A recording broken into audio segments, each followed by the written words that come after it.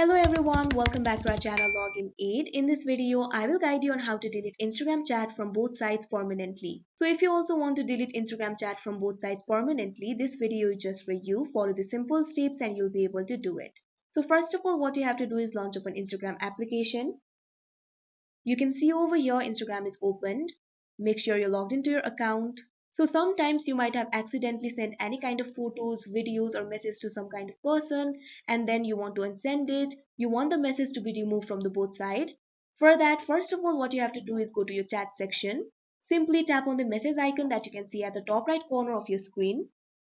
You can see over here you'll be led to this kind of interface. You can see all of your messages over here.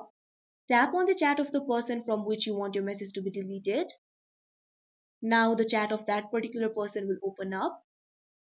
Now what you have to do is identify the message that you want to unsend. Tap and hold on the message.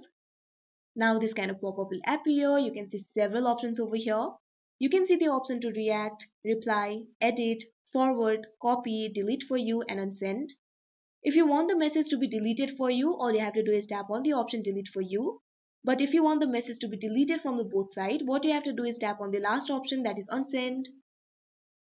Now you can see over here you'll be led to this kind of interface.